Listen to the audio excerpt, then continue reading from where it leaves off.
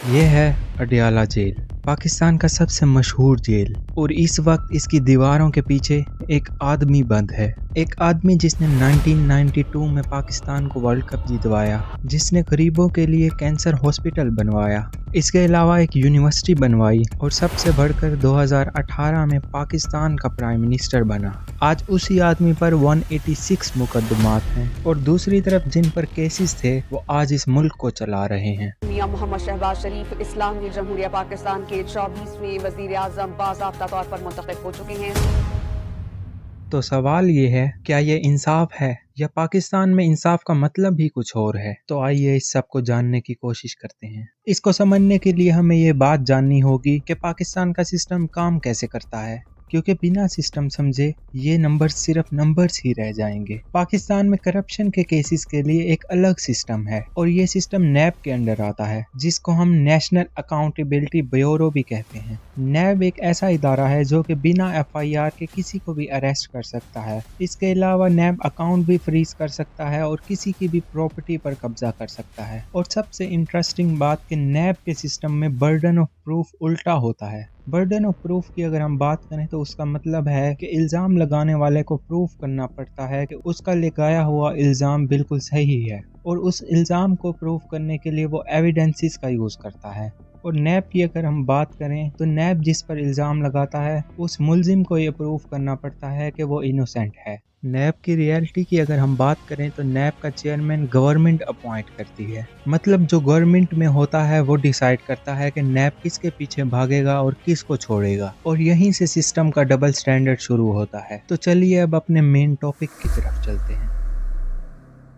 इमरान खान जब prime minister बने तो दुनिया के लीडर्स ने उनको तोहफे दिए और वो तोहफे तोशा खाना में जमा होते रहे। तोशा खाना का सिस्टम इस बुनियाद पे चलता है कि अगर आपने कोई तोहफा रखना है तो उसको मार्केट प्राइस पे खरीदना होगा। इमरान खान पर ये इल्ज़ाम है कि उन्होंने सऊदी प्रिंस की बल्गारी ज्वेलरी जो कि 80 मिलियन पाकिस्तानी रुपीस की थी, उसको सिर्फ 2.9 मिलियन में खरीद लिया, और इस केस में इमरान खान को 17 साल की कैद हो गई। इन 186 केसेस में से दूसरे इम्पोर्टेंट केस की अगर हम बात करें तो वो अल-कादिर ट्रस्ट का केस है। इस केस का लिंक मलिक रियाज के केस से है और मलिक रियाज के केस में 190 मिलियन पाकिस्तान में आए। इमरान खान पर यह इल्जाम है कि उन्होंने ये पैसे नेशनल ट्रेजर में नहीं डलवाए, बल्कि मलिक रियाज को उन्हीं पैसों से अपना सुप्रीम कोर्ट का फाइन भरने दिया। बदले में इमरान खान को 57 एकड़ जमीन मिली जो कि अल-कादिर यूनिवर्सिटी के नाम पे थी। अल-कादिर ट्रस्ट के केस में इमरान खान को 14 साल की सजा हुई और कुल मिलाकर इमरान खान को 31 साल की सजाएं हो चुकी हैं,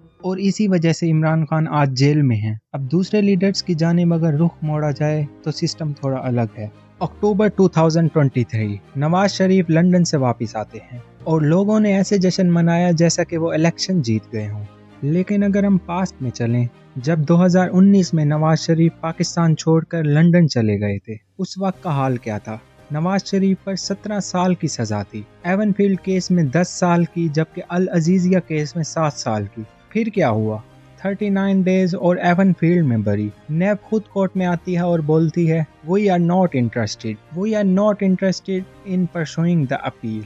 मतलब कि जिस केस को सालों लग गए बनने में उसे खुद ही छोड़ दिया। ये कोई छोटी बात नहीं, और यही बात शो करती है कि नैब डबल स्टैंडर्ड रखती है।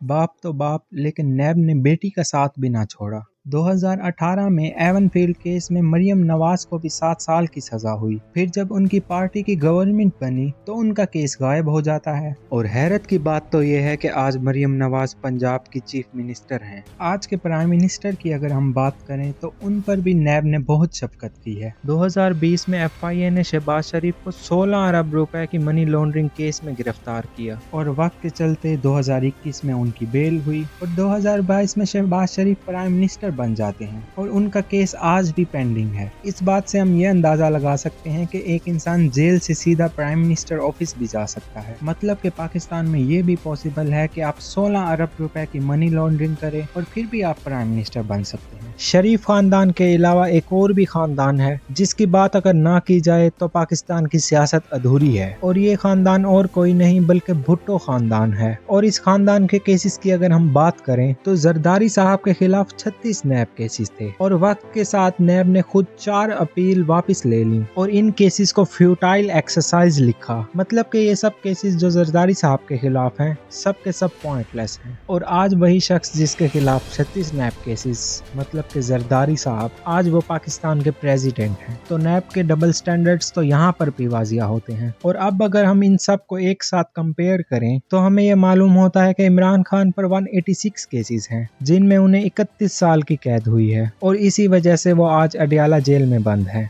लेकिन दूसरी तरफ नवाज शरीफ, मरियम नवाज, शहबाज शरीफ और आसिफ अली जरदारी सब के सब फ्री घूम रहे हैं। हालांकि उन सब पर भी वैसे ही नैब के केसेस हैं, और इनमें से कुछ तो प्राइम मिनिस्टर, प्रेसिडेंट और सीएम पंजाब हैं। इन सब फैक्ट्स को देखते हुए हम कोई फैसला नहीं कर सकते। ना हम इमरान खान को हीरो कह सकते हैं और ना किसी और को विलन। हमने सिर्फ कोर्ट रिकॉर्ड्स, नैब के डॉक्यूमेंट्स और पब्लिक रिपोर्ट्स को देखा है, और आखिर में सिर्फ यही सवाल उठाया है, क्या अकाउंटेबिलिटी सिर्फ उन लोगों की है जो पावर में नहीं है? ये सवाल सब पाकिस्तानियों के लिए है, और फैसला आपका है। कमेंट्स में ज़रूर बताइए।